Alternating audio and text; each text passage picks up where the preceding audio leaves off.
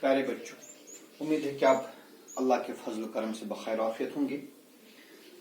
Faiz education institute Faizabad Navgam की online classes में आपका खैर मकदम है। आज हम यूनिट 3 का जो दूसरा चैप्टर है डायरेक्ट एंड इनवर्स प्रपोर्शंस, ये पढ़ेंगे। इससे पहले हमने एक चैप्टर खत्म किया और इंशाल्लाह नेक्स्ट फ्यू डेज में उसका एग्जाम होगा। तो पहले हम देखेंगे डायरेक्ट प्रपोर्शन क्या होती है। Direct proportion,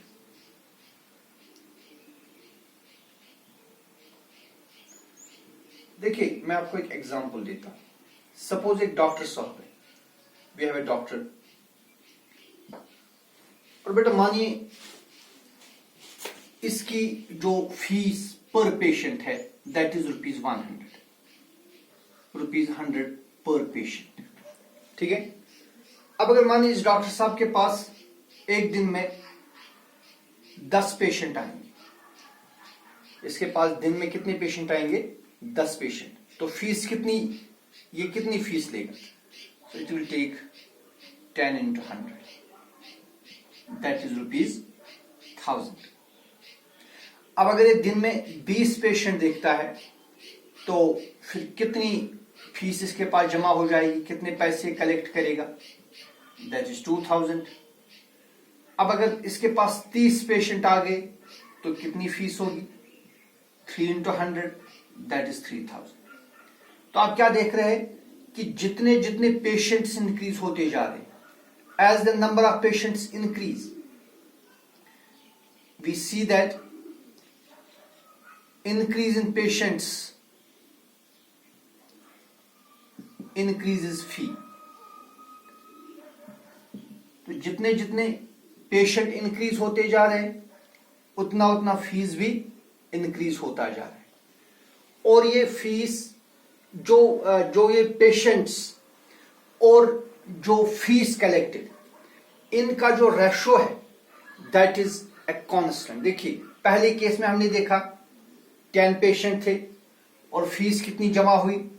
1000। अगर आप 10 और 1000 का रेशो कर देंगे, देखिए क्या बनेगा, वो बनेगा 1/100। अब दूसरे केस में 20 पेशेंट थे, फीस कितनी कलेक्ट हुई? ₹2000। आप इसको रेशो कर दीजिए, 0 0 खत्म, 2 1 2 2 into 100 is 200। तो यहां भी क्या निकलेगा? 1/100। अब जब 30 पेशेंट थे उस वक्त कितनी फीस जमा हो गई? 3000। 3 1 3 300 300।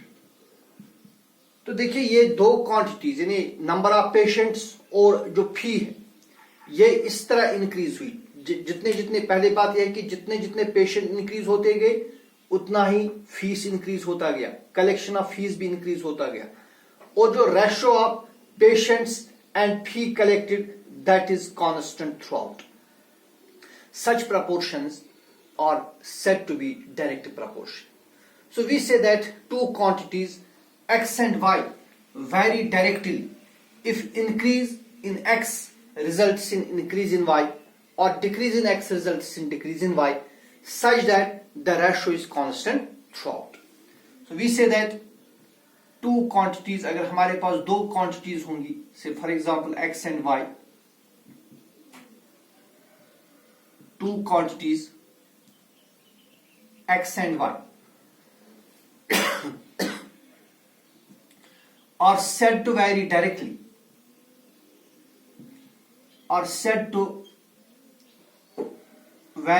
directly, if they increase or decrease, are said to vary directly if they increase or decrease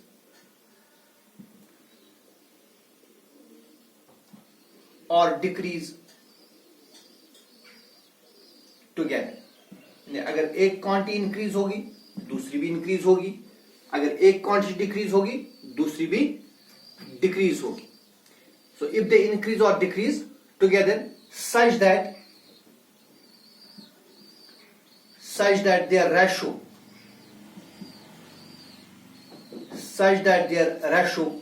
remains constant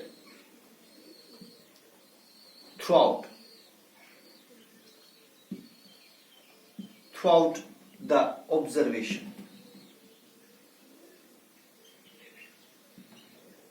तो बेटा हम कहते हैं कि दो क्वांटिटीज वैरी होती है डायरेक्टली अगर दोनों क्वांटिटीज एक साथ इंक्रीज होंगी या एक साथ डिक्रीज होंगी, इस तरह कि इनका जो रेशो है वो कांस्टेंट रहे. And we write x is, इस तरह लिखते हैं, इसको बोलते हैं direct proportion. We write x is directly proportional to y. इसको क्या बोलते हैं? Direct proportion. और this implies x is equal to, देखिए बेटे जो ये साइन है डायरेक्ट प्रोपोर्शन, इसके बदले हम लिखेंगे k. So x is equal to k y, where k is called constant of proportionality. K is called constant of proportionality. आप आइंदा जब 9th 10th में आप फिजिक्स केमिस्ट्री पढ़ेंगे वहां सुनेंगे आप इसके बारे में, कांस्टेंट ऑफ प्रोपोर्शनैलिटी क्या होता है. Wire k is called constant of proportionality.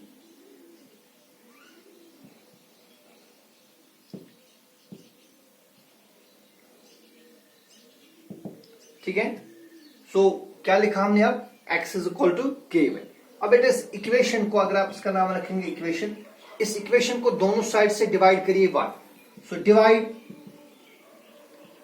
Both sides of equation 1 by y. Equation 1 को दोनों साइड से डिवाइड करेंगे किससे? y से. देखिए वहां क्या मिलेगा? वहां मिलेगा x बटा y. जब आप लेफ्ट हैंड साइड को डिवाइड करेंगे y से, क्या मिलेगा? x बटा y is equal to right hand side को डिवाइड करिए y से, क्या मिलेगा? के वाई बटा y. So we get x बटा y is equal to k y बटा y. y और y कैंसिल कर दीजिए. This implies x divide by y is equal to k. तो जो मैंने अभी कहा कि जो उनका जो रेशो है, the ratio remains constant throughout. Hence we can say that in direct proportion ये जो दो क्वांटिटीज है, इन दो क्वांटिटीज का रेशो हमेशा एक कांस्टेंट के बराबर होता है, जिस कांस्टेंट को हम यहां हमने उसको रिप्रेजेंट किया के से. आप सी से रिप्रेजेंट कर सकते हैं किसी और अल्फाबेट से. ठीक है. So in direct proportion x divide by y is equal to k. ठीक है. देखिए डायरेक्ट प्रपोर्शन की इसी तरह और एग्जांपल्स दे सकते हैं. से फॉर एग्जांपल अगर हम लैंड लेंगे और let's take number of fruit bearing trees.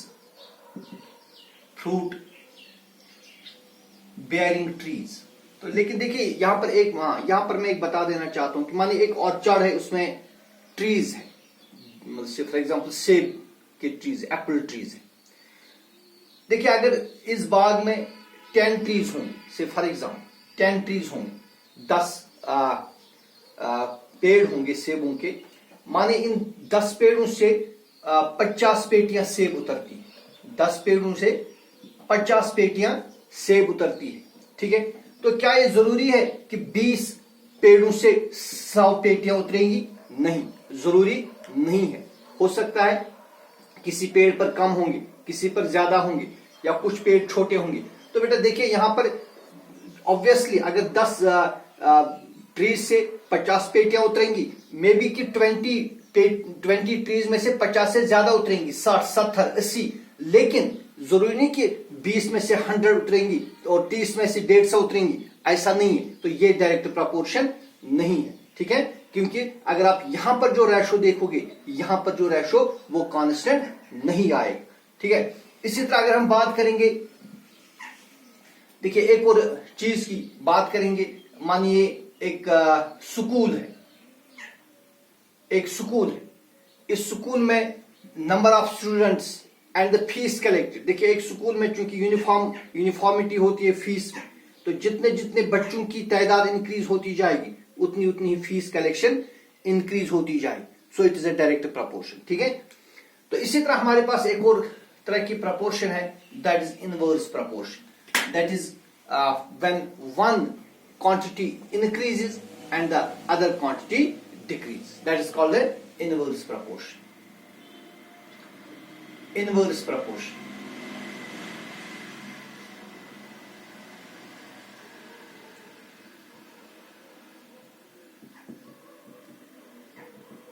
So two quantities x and y, two quantities, अगर हमारे पास दो quantities है, for example x and y, और said to vary, इन दो quantities हम कहेंगे कि ये vary करते हैं inversely. So x and y are said to vary inversely if increase or decrease. यानी अगर बेटा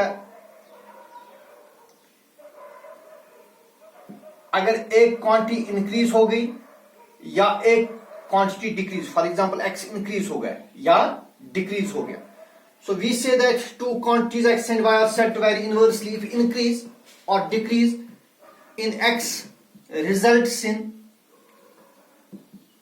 देखिए अगर x इंक्रीज होगा, अगर x क्या होगा, इंक्रीज होगा, रिजल्ट्स इन डिक्रीज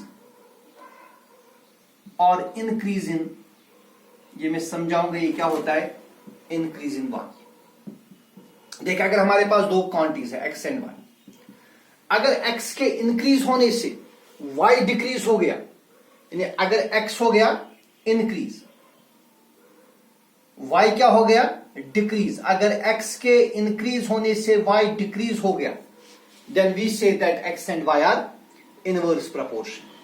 या अगर x के डिक्रीज होने से, अगर x डिक्रीज हो गया और y इंक्रीज हो गया, then we say that the quantities vary inversely. अगर एक क्वांटिटी इंक्रीज होने से दूसरी क्वांटिटी डिक्रीज हो गई या एक क्वांटिटी के डिक्रीज होने से दूसरी क्वांटिटी इंक्रीज हो गई, then we say that the two quantities vary inversely. ठीक है, फॉर एग्जाम्पल हम एक काम करना है, क्योंकि हम सारे जमींदार हैं, हमें थल लगानी, पैडी प्लांटेशन करनी है इन अ पीस ऑफ लैंड. तो बेटा इस लैंड में हमें क्या करना है, हमें इसमें पैडी प्लांटेशन करनी है. अब अगर मैं इस काम के लिए एक मजदूर लगा दूंगा, ठीक है ना, से फॉर एग्जाम्पल मैंने ये काम करने के लिए एक मजदूर लगाया, ये मानिए हमारे पास 1 2 3 4 5 6 7 पीसेस ऑफ लैंड है, और इन 7 पीसेस ऑफ लैंड को पैडी लगाने के लिए, थल लगाने के लिए मैंने एक मजदूर लगा दिया. ठीक है, तो मानिए उस एक मजदूर को कितने दिन लगेंगे. If say for example these are 7 canals of land. Usually एक आदमी जो है, एक आदमी एक दिन में एक कनाल लैंड की पैडी लगाता है. ठीक है, अब अगर हम एक ही आदमी से कहेंगे भाई इन 7 कनालों की आप पैडी लगा दो, प्लांटेशन कर दो इनमें, तो उसको 7 दिन लगेंगे. ठीक है ना. अब बेटा माने मैंने 2 आदमी लगा दी, यानी एक आदमी, यहां पर मैंने लिखा लेबर, यहां लिखेंगे नंबर ऑफ डेज. अब अगर मैंने एक ही आदमी लगा दिया, एक ही मजदूर लगा दिया काम पर, तो उसको 7 दिन लगेंगे.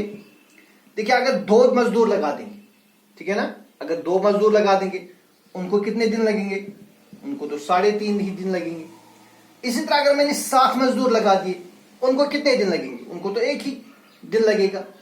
देखिए जितना हमने लेबर्स इंक्रीज कर दिए, as we increase the number of labours, जो number of days taken to complete the work it decrease. So increase in x, अगर इसका नाम रखेंगे एक्स, इसका नाम रखेंगे वाई. एक्स के इंक्रीज होने से वाई डिक्रीज हो गया. So we say that two quantities x and y are said to vary inversely if increase in x results in decrease in y, or if decrease in x results in increase in y. ठीक है, यहां पर हम क्या लिखते हैं, we write it as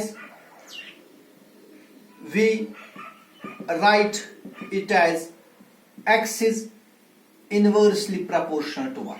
यहां पर लिखते हैं x is inversely proportional to y. Inverse proportion means में 1/y लिख देंगे. ठीक है, और this implies x is equal to, आप चाहे कैपिटल लिख दीजिए, x is directly proportional to, sorry, x is inversely proportional to 1, or we say that x is equal to 1k into 1 by y, और x किसके बराबर है, k into 1 by y। ये k क्या है, अभी मैंने कहा इसको हम बोलते हैं constant of proportionality, where k is called constant of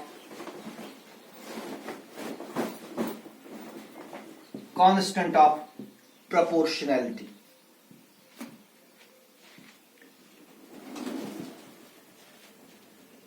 इसको हम बोलते हैं कांस्टेंट ऑफ प्रोपोर्शनलिटी।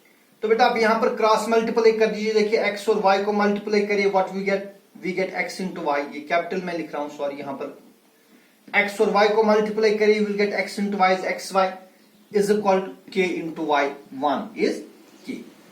तो इनवर्स प्रोपोर्शन में जिस तरह आपने देखा डायरेक्ट प्रोपोर्शन में इस x और y का जो रेशो है वो कांस्टेंट रहता है, डायरेक्ट प्रोपोर्शनलिटी में x और y का रेशो क्या रहता है, कांस्टेंट, जबकि इनवर्स प्रोपोर्शनलिटी में x और y का प्रोडक्ट ये कांस्टेंट रहता है।